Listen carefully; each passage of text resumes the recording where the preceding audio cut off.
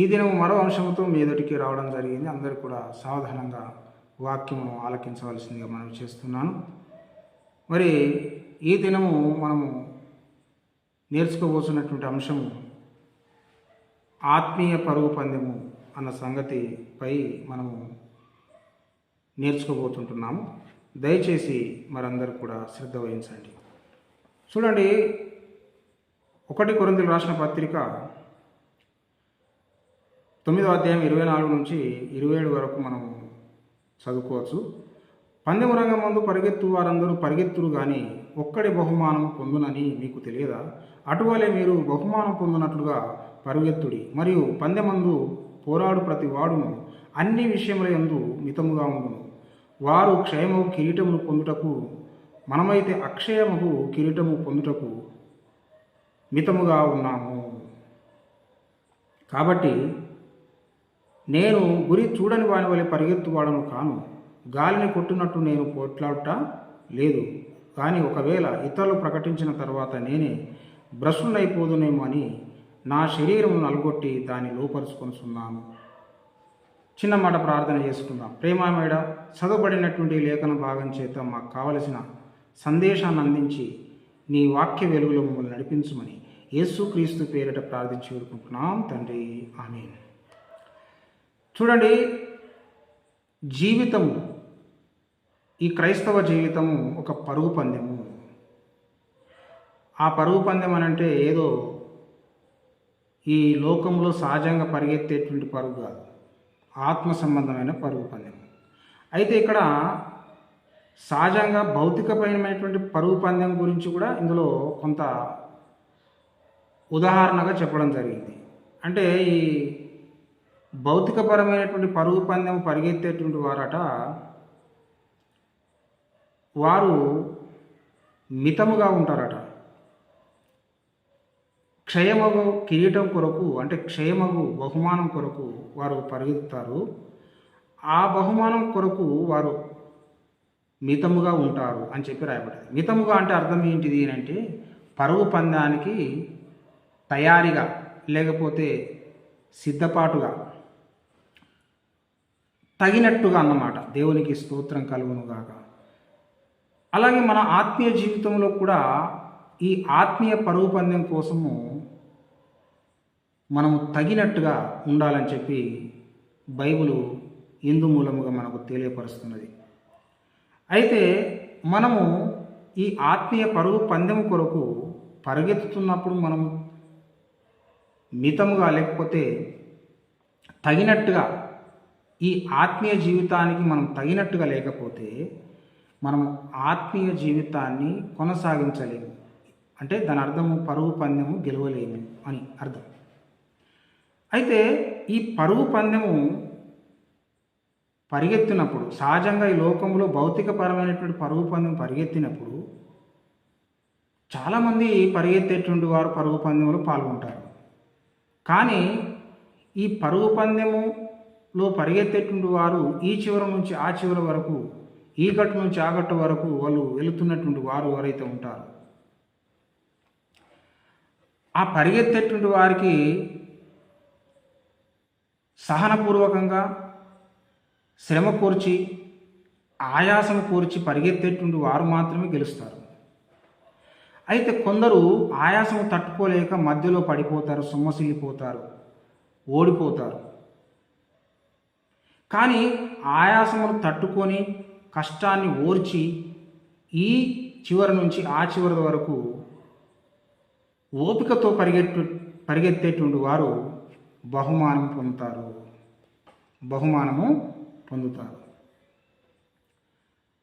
అయితే బహుమానం పొందటానికే పరిగెత్తేటువంటి వారంగా ఉండాలని చెప్పి పౌలు భక్తుడు అంటున్నాడు అన్నమాట.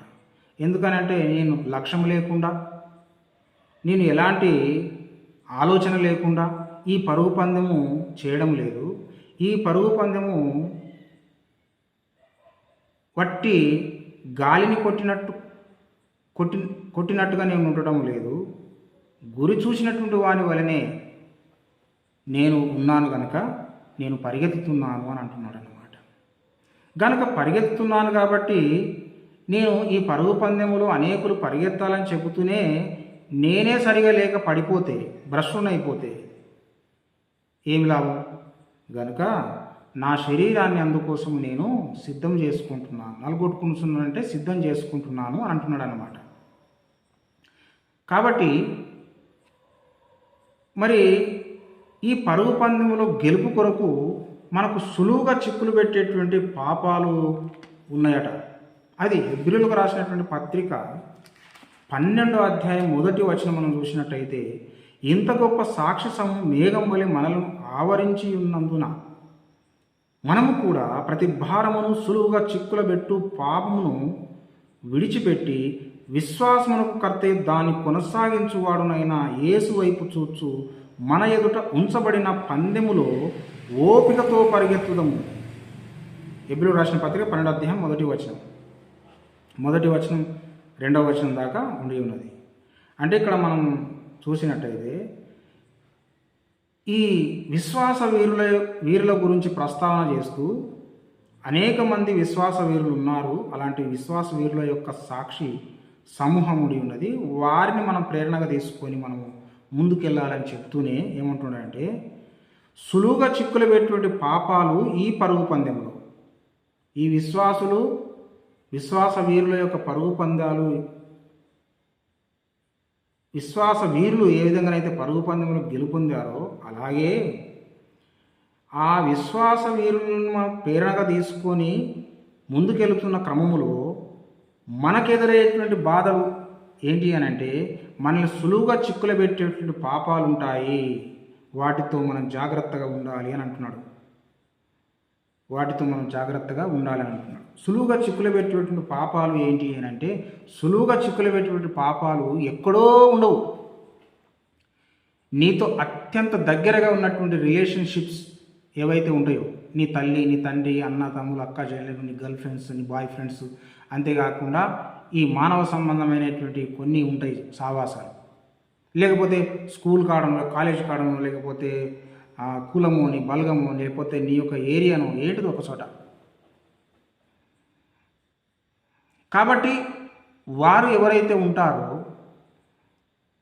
వారు నీ వారే అని చెప్పి నువ్వు మోసపోయి ఏం చేస్తావంటే, వాళ్ళు చెప్పేటువంటి చెప్పుడు మాటల్లో నువ్వు పడిపోయి తప్పులు చేసుకుంటుంటావు. తర్వాత నువ్వు ఆత్మీయ జీవితంలో తొలగిపోయే పరిస్థితి ఎదురవుతుంది. దుష్ట సాంగత్యం మంచి నడవడిని చెరుపును అని చెప్పి బైబిల్ చెప్తున్నట్టుగా కొంత దుష్ట సాంగత్యం ఉంటుంది. నీ తల్లిదండ్రులు దుష్టులు కావచ్చు, ఎవరు తెలుసు? ఎందుకంటే నీ ఆత్మీయ జీవితమునకు వారు భంగం కలిగించేటువంటి వారుగా ఉండొచ్చు. లేదనంటే నీ నీ స్నేహితులు ఎవరైతే ఉంటారో, నువ్వైతే ప్రాముఖ్యంగా నువ్వు భావించుకుంటావు, వాళ్ళే కావచ్చు. నీ తల్లిదండ్రులైనంత మాత్రాన, నీ స్నేహితులైనంత మాత్రాన వాళ్ళు నీ ఆత్మీయ జీవితానికి ఆటంకంగా ఉండరు అని చెప్పి ఎందుకు భావించుకుంటావు? ఉండొచ్చు వారు కూడా. అందుకోసమే వీరిని ఉద్దేశించి ఏంటిదనంటే, వీళ్ళందరూ మనోళ్ళే కదా అని చెప్పి భావించుకుంటావు చూడు. ఆ భావన్నే నీ అజ్ఞానం వల్ల వారు నీ ఆత్మీయ జీవితానికి చేటు కావచ్చు, నువ్వు ఆత్మీయ జీవితంలో ఓడిపోవటానికి, పడిపోవటానికి కారకులు కావచ్చు. అందుకోసము ఈ విషయాలన్నీ కూడా అర్థం చేసుకోవాలంటే నీకు వివేచన వరం ఉండాలి, లేకపోతే వివేచన శక్తి ఉండాలి. మంచి చెడును గ్రహించగలిగినటువంటి జ్ఞానము, గ్రహణ శక్తి నీకు ఉండాలి. అందుకోసం ఇది అజ్ఞానం వల్ల వస్తుంది అన్నమాట. ఈ శోధన అనేటువంటి అజ్ఞానం వల్ల వస్తుంది. అయితే కొన్ని మనకు తెలిసినా కానీ జ్ఞానం వల్ల కూడా కొంత మనకు సరిపోనంత జ్ఞానం వల్ల కూడా వస్తుంది. ఏంటంటే, ఫలానవి మనము చేయకూడదు అని చెప్పి భావించుకున్నా కానీ కూడా వాటిని చేయకుండా ఉండలేము. ఏంటిది అని అంటే, మనకు ఇవాదాకా చెప్పుకున్నట్టు ఏదైనా తాగుడే కావచ్చు, లేకపోతే తినుడే కావచ్చు, సినిమాలే కావచ్చు, షికార్లే కావచ్చు, ఎవరితో స్నేహం అని చెప్పి మనము అనుకుంటున్నాము, వారితో స్నేహం చేయడం ఏదైతే ఉన్నదో, అంత పెద్ద విషయం కాదు, నేను బాగా జాగ్రత్తగానే ఉంటా అని చెప్పి నువ్వు స్నేహితులను కూడా వాడు తాగిచ్చో, నీకు తినిపించో, లేకపోతే వానికున్న చెడు అలవాట్లు నీకు అంటించి అన్ని విషయాల్లో నిన్ను చెడగొట్టి పడగొట్టేటువంటి పరిస్థితులు ఉంటాయి. ఎందుకంటే స్నేహితుల కాడికి మనం వెళ్ళినప్పుడు వారు మనల్ని ఖచ్చితంగా కొన్ని పనులు చేయాలని చెప్పి బలవంత పెట్టేటువంటి పరిస్థితులు ఎదురవుతాయి. అప్పుడు మనం ఖచ్చితంగా వారితో మనము ఏకీభవించవలసిన పరిస్థితి ఎదురవుతుంది. కాబట్టి ఒకవేళ నువ్వు వాళ్ళ తాగే వాళ్ళ మధ్యలోకి వెళ్ళి నువ్వు వాళ్ళతో సావాసం చేసినప్పుడు మాట పెరిగి నీ వరకు రావచ్చు, లేకపోతే వాళ్ళు కొట్టుకొని ఉండగా వారి దెబ్బ నీ మీద పడి నీ ప్రాణం కూడా పోవచ్చు. అందుకోసమే ఎంత జాగ్రత్తగా ఉంటే అంత మంచిది. ఇలాగో మనల్ని సులువుగా చిక్కులు పెట్టేటువంటి పాపాలు ఉంటాయి. ఇంకా కొన్ని రకాలైనటువంటి పాపాలు ఏంటి అని అంటే, కొందరు ఎదుగుతుండగా నువ్వు ఓర్వలేవు. ఈర్ష ద్వేషాలు. కయనుకు ఈర్ష ఉండే.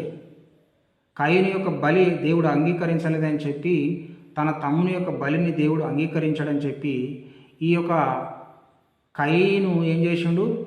హేబెలు మీద పడి ఈర్షభావంతో చంపిండు. అలాగే బైబిల్ ఏం చెప్తుందంటే, కయను వంటి దేశము, కయను వంటి మనస్సు మనకు ఉండకూడదు అని చెప్పి బైబిల్ చెప్తుంది. ఇంకా మనం చూసినట్టయితే యోసేపును కూడా తన అన్నయ్యలు ఈర్షభావంతో చంపాలని చూశారు. గోతిలో పడేసినా కానీ కూడా అద్భుత రీతిగా దేవుడు అతన్ని ఒక దేశానికి ప్రధానమంత్రి అయి, మరి ఆ అన్నలు కష్టకాలంలో తన తమ్ముని చేత అంటే ఏ గోధులను అయితే పడేసిండో అతడే రక్షించాడు. కాబట్టి ఆ విధంగా దేవుడు అలాంటి కార్యాలు ఆ విధంగా ఆ సందర్భంలో ఏంటిది, మనము ఆ ఈర్షభావం కలిగి ఉండకూడదు అని చెప్పి బైబిల్ మనకు తెలియజేస్తుంది. కాబట్టి ఈ విధంగా చిన్న చిన్న విషయాలే మనల్ని ఏం చేస్తాయంటే మన ఆత్మీయ జీవితాలను కుంటుబడేస్తాయి అన్నమాట. ఇంకా పోయినట్టయితే మరి ఈ లోకంలో మనకు ఉన్న శరీరాశ, నేత్రాశ, జీవడం, లేకపోతే గర్వము అనేటువంటిది. ఈ గర్వము అనేటువంటిది ఏంటిది అంటే, అతడేంది నాకు చెప్పేది. ఫర్ సపోజ్ నీ జీవితంలో నువ్వు అన్ని సబ్జెక్టులో బాగుంటావు, కానీ ఒక సబ్జెక్టు నువ్వు చాలా పూర్ ఉంటావు. నీకు తగని వ్యక్తి నీ పక్కపొన్నే ఉంటాడు.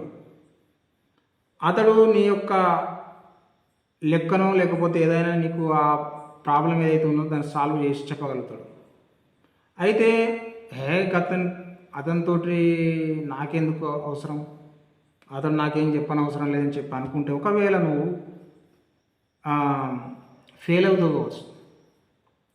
కాబట్టి ఒక వర్త్ ఉన్నటువంటి వ్యక్తి ఎవరైనా కానీ నీకు ఎంత మట్టుకు ఉపయోగపడతాడో ఆ వ్యక్తి మీద ఎలాంటి ఈర్షభావం పెట్టుకోకుండా, గర్వం పడకుండా ఆ వ్యక్తి దగ్గర ఆ సబ్జెక్టును నేర్చుకుంటే ఖచ్చితంగా నీ సక్సెస్కు నువ్వు బాట వేసుకున్న వాడవద్దు. కాబట్టి నువ్వు సక్సెస్ఫుల్ అయిపోయి నీవు ఇంక కొన్ని గొప్ప పనులు చేయగలుగుతావు. కానీ నువ్వు ఎప్పుడైతే ఫెయిల్ అయిపోతావో, నువ్వు ఫెయిల్ అయితే నీ జీవితంలో ఇక ముందుకు వెళ్ళేటువంటి పరిస్థితి ఎదురు కాదు. కాబట్టి ముందుకు వెళ్ళలేవు. కాబట్టి నువ్వు అనేకమైనటువంటి విషయాలను కోల్పోతావు.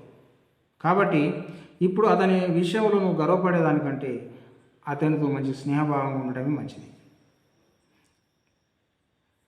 కాబట్టి ఇలాంటి విషయాలు మనము చిన్న చిన్న విషయాలు మనం గ్రహించాలి, తెలుసుకోవాలి.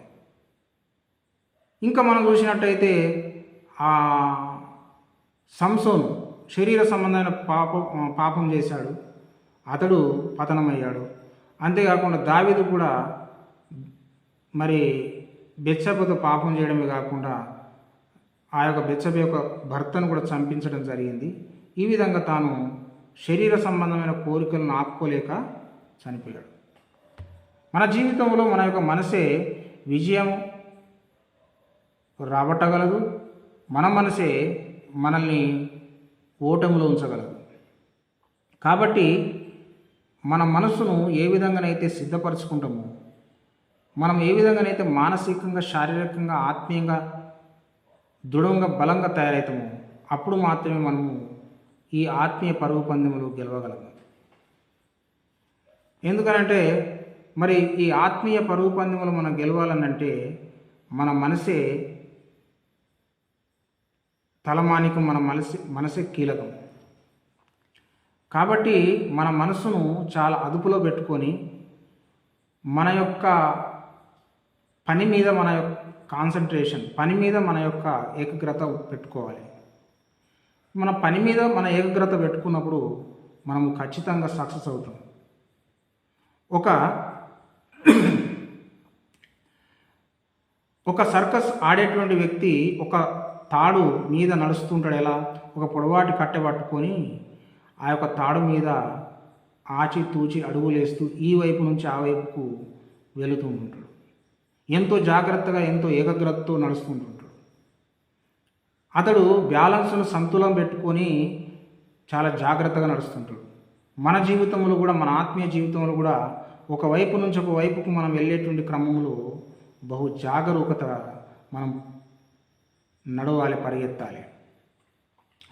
ఏ కాస్త సంతులత మనం కోల్పోయినట్టయితే తప్పకుండా మన ఆత్మీయ జీవితంలో పడిపోయే అవకాశం ఉన్నది.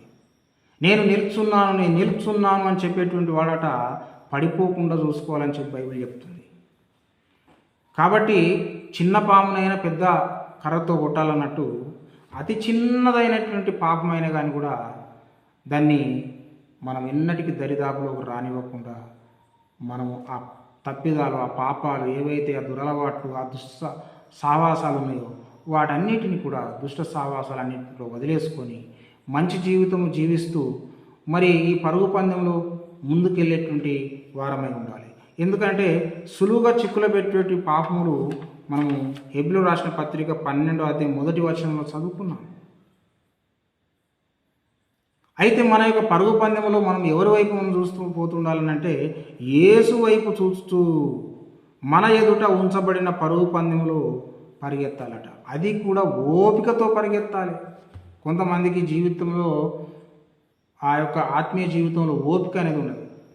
ఓపిక అనేటువంటిది లేకనే కష్టాలు తాలుకోలేక మధ్యలోనే వాళ్ళు దేవుని వదిలేస్తారు.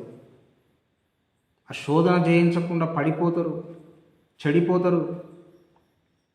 కాబట్టి ఈ శోధనను జయించవలసినటువంటి అవసరము ఉండి ఉన్నది. యేసు వైపు మనం చూస్తుండాలి. యేసు వైపు ఎందుకు చూడాలి అని అంటే యేసు యొక్క సక్సెస్ జీవితాన్ని మనము చూసుకోవాలి. యేసు ప్రభు స్త్రీ విషయంలో ఎలా ఉన్నాడు, అంతేకాకుండా తన యొక్క శిష్యుల పట్ల ఎలా ఉన్నాడు, స్త్రీల పట్ల ఎలా ఉన్నాడు, ముఖ్యంగా ఆ యొక్క మతనాయకుల, దుష్ట మతనాయకులు అనేటువంటి వారి పట్ల ఎలా ఉన్నాడు, దేవుని పట్ల ఎలా ఉన్నాడు, ఆయన బోధ పట్ల ఎలా ఉన్నాడు, ఆయన ప్రవర్తన పట్ల ఎలా ఉన్నాడు, అది మనం చూసుకొని యేసు వైపు చూస్తూ మనం ముందుకెళ్ళాలి. ఎందుకంటే ఆయననే మనకు మాదిరి, ఆయననే మనకు రోల్ మోడల్. ఆయన వైపు మనం చూస్తూ పరిగెత్తినప్పుడు మన పరుగు పందెంలో మనం విజయాన్ని సాధిస్తాము. ఆయన జీవితమే మనకు ప్రేరణ అవుతుంది. మనం ఎంతో స్ఫూర్తిగా తీసుకొని ఈ ఆత్మీయ పరుగు పందెంలో మనం రాణించి బహుమతి పొందగలం. ఎందుకనంటే బహుమతి అనేటువంటిది మరి ఎప్పుడు పొందుకుంటారు అని అంటే మంచి పోరాటం పోరాడినటువంటి వాళ్ళు మాత్రమే పరుగు పందెంలో ఏం చేస్తారు, వారు విజయాన్ని పొందుకుంటారు. దేవునికి స్తోత్రం కలుగును గాక. హల్లెలూయా. 2 తిమోతికి రాసిన పత్రిక 4వ అధ్యాయం 7వ వచనం ఏం చెప్తుందంటే, మంచి పోరాటం పోరాడి తిని నా పరుగు కడ ముట్టించితిని, విశ్వాసము కాపాడుకుంటుని ఇక మీదట నా కొరకు నీతి కిరీటం ఉంచబడి ఉన్నది అని చెప్పి అంటున్నాడు పౌలు భక్తుడు. మంచి పోరాటం పోరాడాలి అని అంటే నా పరుగు కడ ముట్టించి తిని అని అన్నట్టుగా, పౌలు భక్తుడు అన్నట్టుగా మన పరుగును కడముట్టించాలని అంటే విశ్వాసమును కాపాడుకోవాలి. మనం విశ్వాసమును కాపాడుకుంటేనే మంచి పోరాటం పోరాడగలము, పరుగును కడముట్టించగలము. అప్పుడు మనకు నీతి కిరీటం అనేటువంటిది దొరుకుతుంది. అయితే మరి నీతి కిరీటము పౌలులాగా పరిగెత్తేటువంటి వారందరికీ కూడా దొరుకుతుంది.